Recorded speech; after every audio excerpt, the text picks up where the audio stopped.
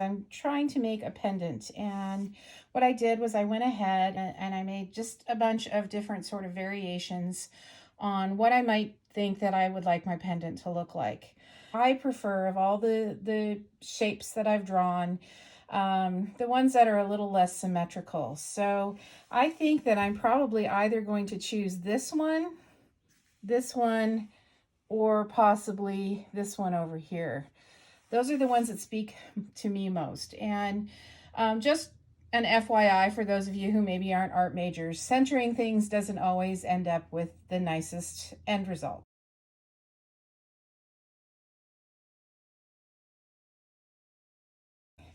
This one here, I would probably make a bigger oval because it's just a little too close to the edges.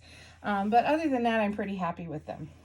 First thing I want to mention is a little bit about using some templates. So, you know, we have a lot of templates in the classroom at school, and I actually own more templates myself personally.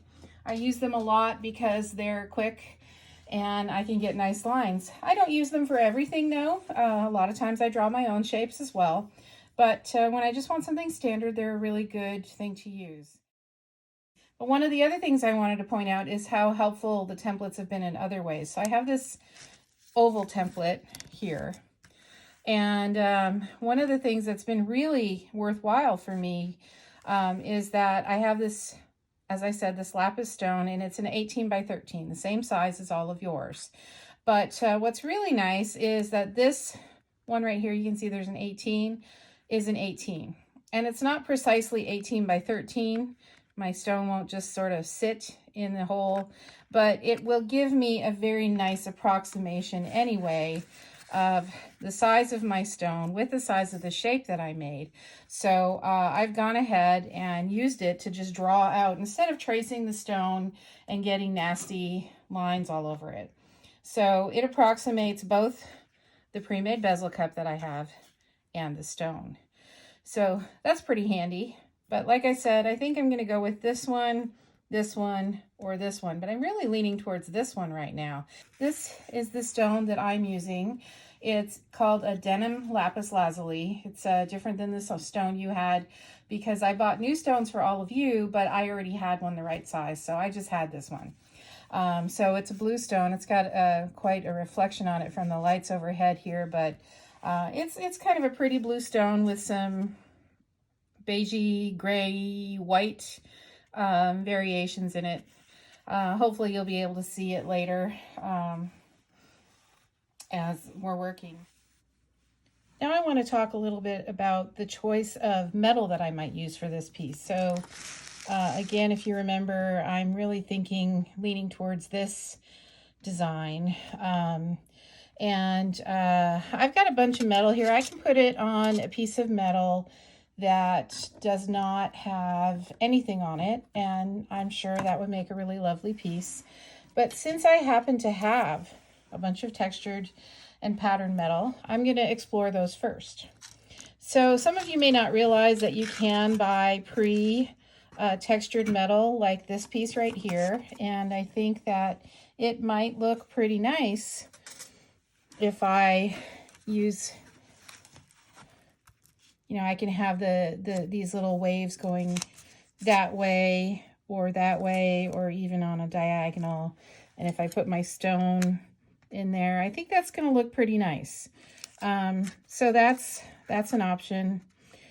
Since the stone's blue, it might suggest sort of a water type theme or something for the piece. But I also have a similar piece that I made actually at SEC for a demo in the rolling mill. So I don't know how well you can see in this light, but I've got a more subtle wave pattern going on in this piece of metal. So same thing, obviously, I could go any direction, diagonal, vertical. I've got options. And again, I think that would look pretty nice if I wanted to use that. So that's a couple of my options. I've also got this piece of metal that you might recall having seen on another one of my pieces. I used it actually on one of the pieces that I show everybody for the first project where we have to include a found object. It's used on the piece where I have my tooth attached. And I found this in a scrap bin at a craft school that I went to. So I could take advantage of that. Since I'm riveting the stone on, or I should say the bezel on, I don't really have to worry about whether or not I have a flat surface to solder to. So I could do something like that. That might be pretty interesting, kind of like that. Or I could also include this upper edge instead of that bottom edge, or one edge with stripes and one edge. Ooh, that might be kind of nice. So yeah, I've got those options. And I've got a piece of this. You probably recognize this from many of the samples at school. But it might also be nice because where the texture dips down, it's kind of like it sparkles a little bit. So that might be a nice thing to incorporate. And for this demonstration, I'm just making a pretty simple piece. So I'm not going to put a bunch of pieces of metal all together because I don't want you to have to watch me work forever. I also have this etched piece. It's a pretty deep etch. I kind of like it. So obviously that mirrors the shape of the stone itself. So that's a possibility. Or I have this piece right here. This is something that I made. It's a technique called married metals. And you put a bunch of these pieces of metal together and solder them. And kind of ends up looking like a brick pattern. And I can choose a spot that I specifically like in the metal. But I'm not sure that I want to use that because I don't know that I want to mix 3 different metals. I'm already going to have 2 because my bezel's made from silver and I'm going to make the rest out of copper. So I really like this and I'm still considering it, but I don't think I'm going to go with it. The other thing is just a little tip. When you got your bezel cup in the mail, there was a warning that said, please do not put your stone in, because you might not be able to get it back out so that you can rivet it. But this time, because we are riveting, that's going to affect the height of the walls, because we're going to have to adjust the height by filing them or sanding them later. So the trick that you use is dental floss. And it works much better if the dental floss is waxed. But as it happens, I did not have any waxed dental floss.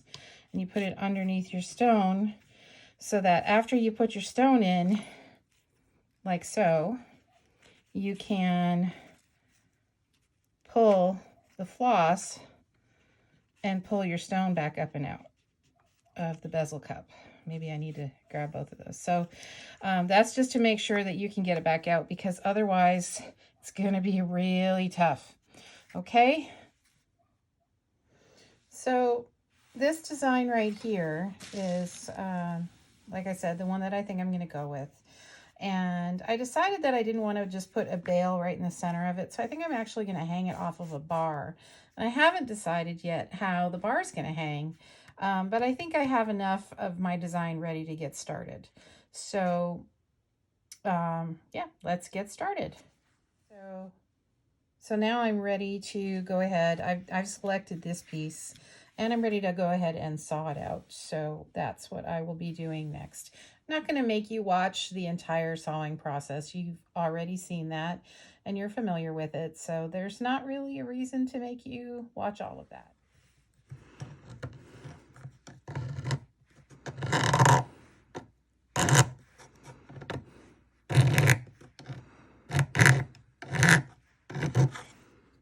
And sometimes I turn stuff over and file it on the other side because the line that I drew before can really make it difficult sometimes to see if it actually looks okay or not. I know that doesn't make sense. You'd think if you're, lining it up with the line that it should look just fantastic, but sometimes it's really hard to tell when you're looking at a line that's already there, if your other line, the real line on the edge of your piece, ends up being straight or not. So this is a pretty aggressive file that I've got in here right now. So what I'm going to do is, after I straighten it up a bit with this file, I'm going to use a smaller needle file that doesn't have such an aggressive cut.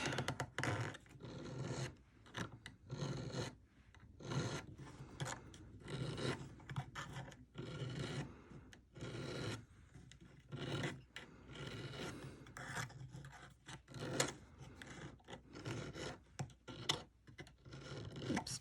Want to be careful not to do that. You'll put some scratches in it with your file, and your file is supposed to take them out, so that's kind of unfortunate when you slide like that. But you can see I just did it again.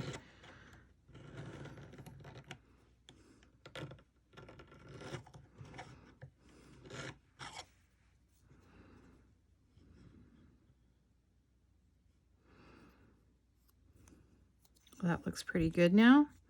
Edges are nice. I did put a little scratch on it there, but I can sand that out. And here's another nice thing you could do. Every one of you got a graver in your kit.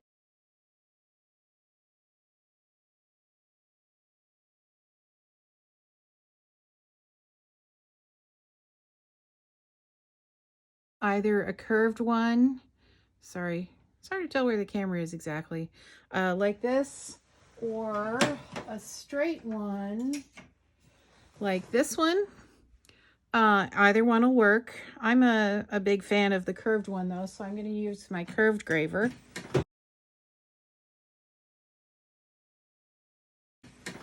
And I filed these pretty nicely, but what I will often do is take the graver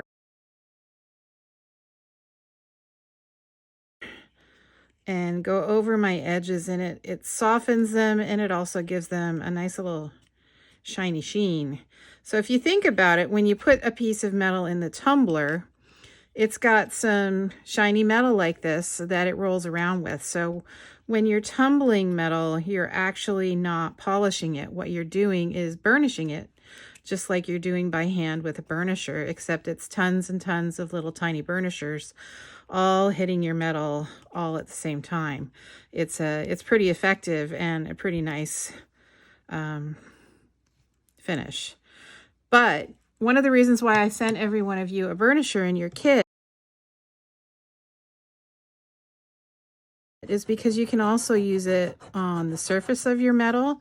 So you can see how the raised areas become shinier in the texture when I run the burnisher across it. So I am putting a little bit of pressure on there with the burnisher, but it's changing the texture, giving it a little bit of shiny sheen, and hopefully, since I know not all of you have any pickle at home, I did posted in Canvas a homemade pickle recipe, but pickle doesn't always take off Sharpie anyway, but this will. So it's another way that you can remove the Sharpie marks you already made on your metal. You could also liver of sulfur if you have liver of sulfur at home, or do some other kind of trick to put some dark stuff in there to bring out the texture some more, because you'll notice that as I'm doing this, I'm losing my texture a little bit. So mostly the only reason I was doing it at this point anyway was to get rid of the Sharpie. But I may end up bringing back some Sharpie so that I have a little bit in those recessed areas and it makes my texture show up more. But anyway, that's where we're at right now. I'm just going to leave the back like that. I don't mind the way the back looks, so just going to keep it like that for now. Okay, so all of you were sent a length of 14 gauge wire at home, and that's a pretty nice gauge to make a nice beefy rivet. And if you look in here, what I'm going to do actually is I'm going to put in 2 rivets because I don't want my bezel to be able to rotate in there. You might, on some designs that might be a fun thing, but I don't think that's going to be a nice thing on my bezel. So I am going to use the 16 gauge because that's the thickest that I happen to have here right now. Okay, so just like normal, I've put a couple marks inside my bezel cup, and I've got it on top of my bench block. For those of you who are doing this at home, I guess that's all of you, you have a bench block on top of your bench pin.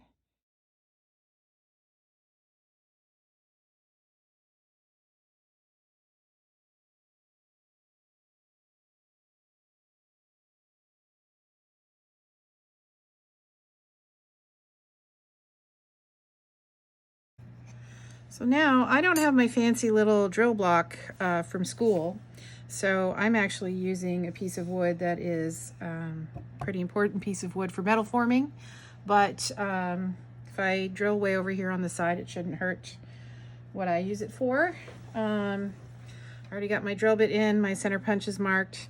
So I have to be really careful holding this now because I can't clamp it down because of the sides of the bezel block. So I'm just going to go ahead and go slowly and carefully. Oh, in case you haven't already figured it out, these bezels are pretty thin metal.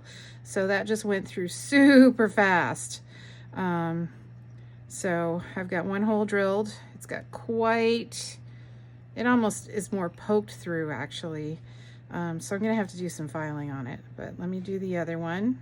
I don't know if you can see this or if all my hands and everything are in the way. Okay, so I have the holes drilled through. They're pretty rough holes, again, like I said, because that stuff is so thin. It actually almost pokes through the bezel.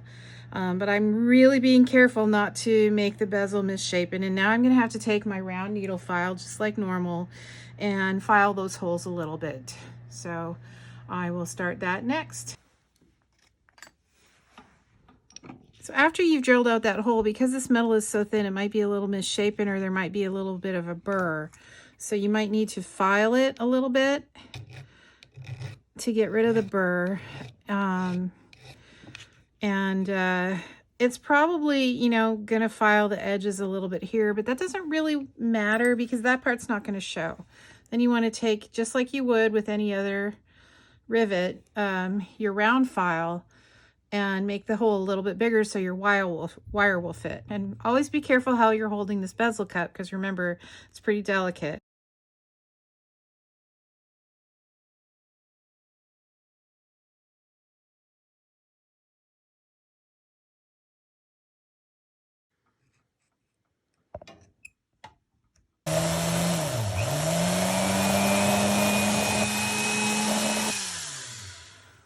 So again, we don't have that little, or I don't have my little drill block from school with the extra thing that helps to hold it in place. So I want to be really careful to make sure that doesn't start spinning. And it's another reason why I made sure to finish the edges of all of this first so that it doesn't hurt me. But yeah, so I might need to file this one out a little bit. So I will do that right now. Okay, now before I rivet it down, you can see I have that one hole in here. Before I rivet it down, if I do actually want to have, you know, almost like a liver of sulfur finish, I can kind of fake it with Sharpie. So you can see there, I'm putting Sharpie in all the lines, and then I'm just going to lightly sand the surface just like we would with liver of sulfur, or maybe I'll burnish it again. Actually, I think I'm going to do a little bit of both. So here, I'm lightly sanding.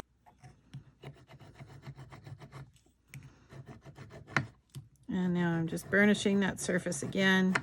Remember, you want to press.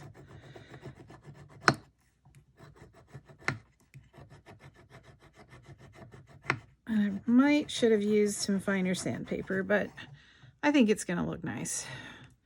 I want it to look a little bit less refined than the bezel cup does. So sometimes when the hole that you have, when you're dealing with something so small that you really can't get your file in and file back and forth, you can actually sort of twist the file a little bit and the teeth will still cut until you have your hole the right size. And one of the advantages of doing that actually is it keeps your hole nice and round usually, so it doesn't end up misshapen. Remember, it's always a good idea to make practice rivets first. Always cut more than you need so that you have something to hold on to. And then file so that you have that flat surface to start out with. And some of your bench pins probably have a place on an end here where you can hold and file. Whatever works for you.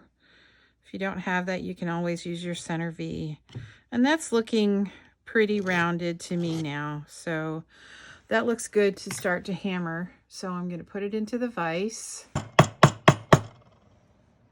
And I hammered that head all the way down to the vise jaw because I want it to be a pretty flat rivet. Actually, I don't know how well you can see that, but I'm pretty happy with that rivet for the most part.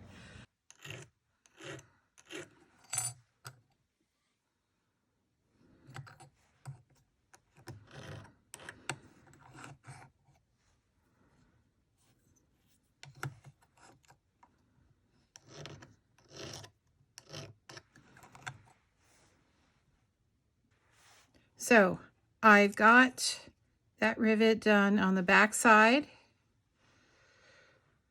and it's fairly flat, so it's not bad. And on the inside, it's very small, which is good in this case because I want to have a very low profile on that rivet. And there's also less chance that it's going to bend and, you know, put buckles in everything. So I'm going to go ahead and finish this rivet using my dapping punch.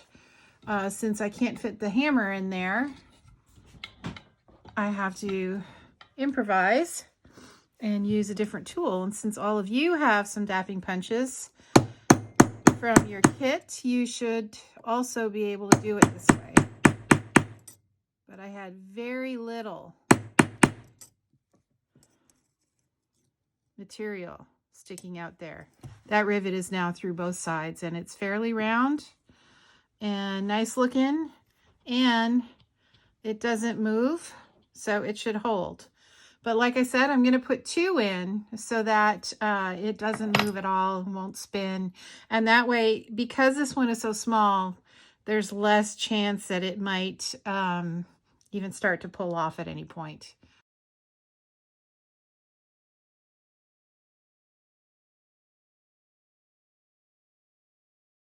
And then file.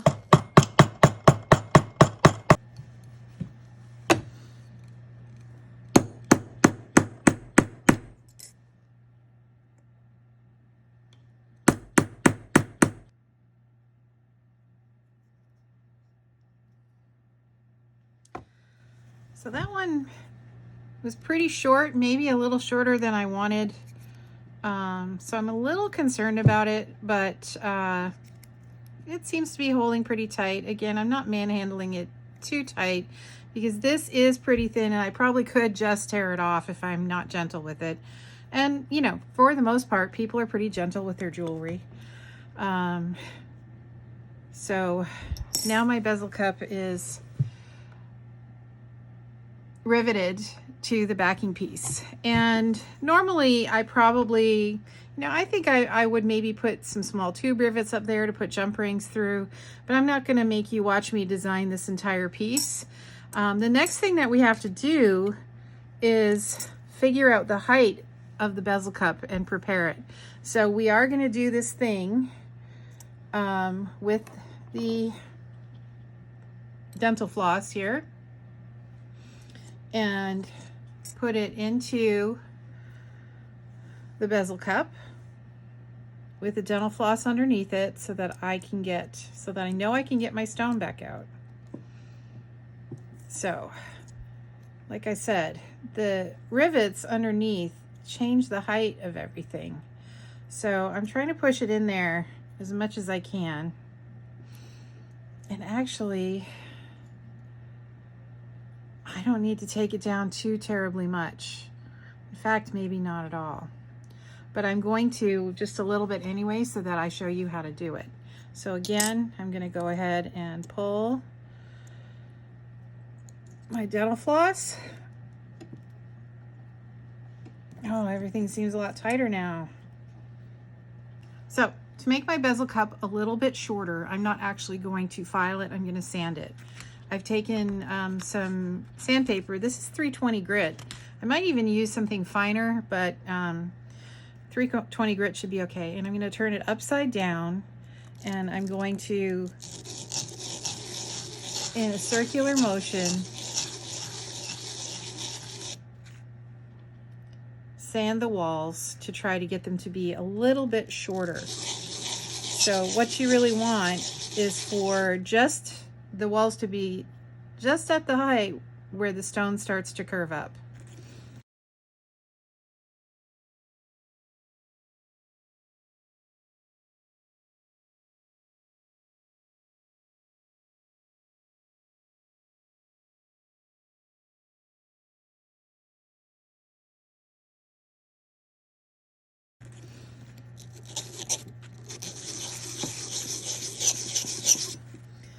And you can put your stone in again using your dental floss every time. Make sure you use your dental floss to check it.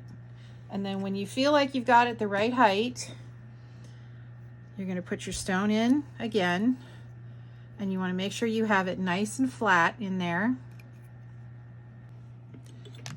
So to set the stone, you're going to take the burnisher. There are several different tools you can use. One of them is the burnisher, which came in your kit. And actually, I'm going to show you all of the tools that you can use because I have them. You can also use this tool right here, which is called a bezel roller. But you don't have one of those. Or you can use, let me see if I can grab it, one of these, which is called a prong pusher. So prong pusher is important for you to know about because it's basically just a flat tool. So you could use anything. You could use an old toothbrush actually, but anything that is nice and flat that will allow you to push a prong. And that's important to note for any of you who want to not rivet in your bezel, but do a prong setting. So there's different reasons why different tools are appropriate at different times. Okay, so I'm going to show you how to use all three of these tools. So if any of you have stretched a canvas on a painting, you have to do this sort of the same way. So when you stretch a painting, you pull the canvas, say this is kind of rectangular, you pull the canvas over one side and staple it on the back of the frame in the middle, and then you go to the opposite side. And then you go over here, and then you go over here, and you keep moving around until you have the thing fully stretched.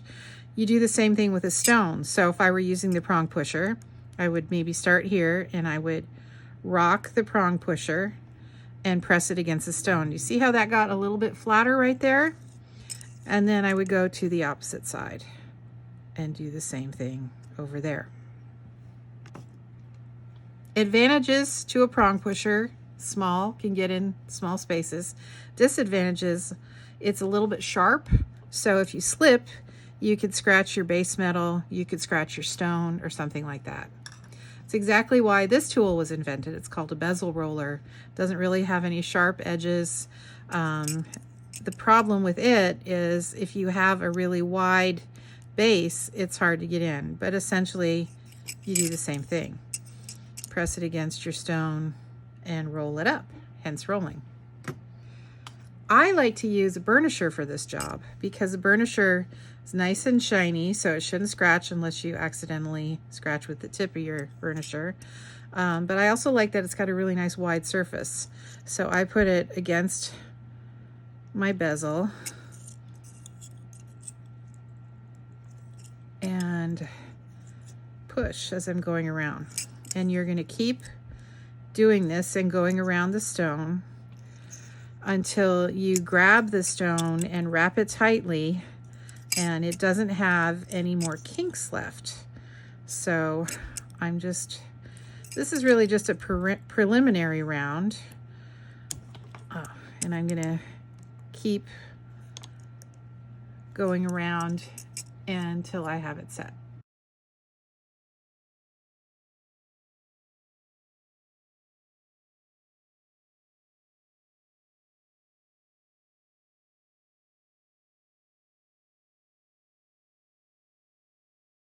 So it might not be absolutely super easy to get it down. You can see right now I'm nowhere near done. I've got lots of kinks in some areas where it doesn't even seem down at all.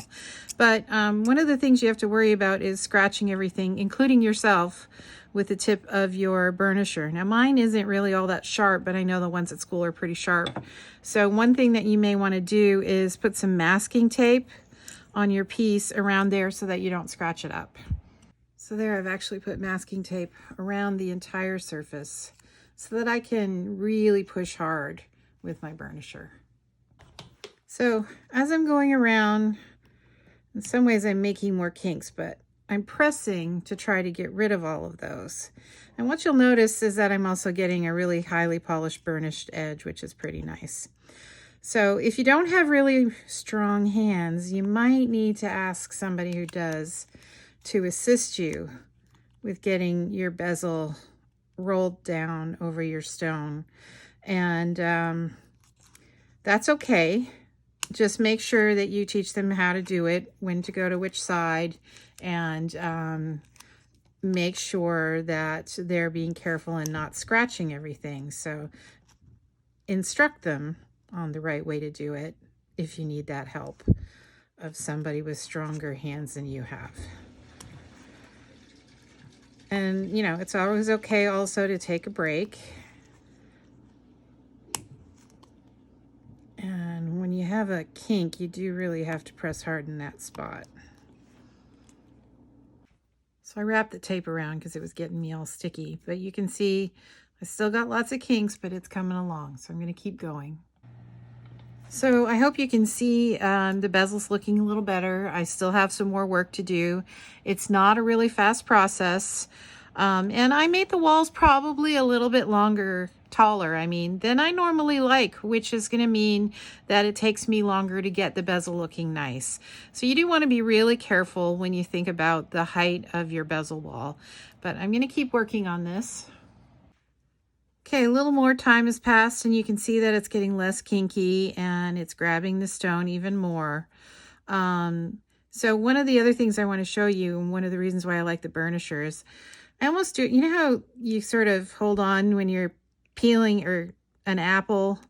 I like to go around the stone holding it that way, and that helps to get out more of the kinks and get it down tighter as well. But I don't start doing that until I've got a lot of it already pressed down pretty good. So I'm going to stop doing that because I got to some spots where I've got some more kinks that I have to work out. Okay, so here is the piece with the stone set to my satisfaction. I'm not going to completely finish this piece for the video because there are other finished things that I can do that you guys already know how to do. But I will let you know what I was considering. I'm considering putting some holes up there, maybe with some very tiny tube rivets, and then hanging this from this bar, and then having that attached to a chain. So this is a piece of mocha that I made before, and I would obviously cut it down smaller, choose a spot I like the most. But because this has copper and silver, I kind of like the idea of the copper and silver mocha on there. But anyway, finished stone set. So what are you going to design?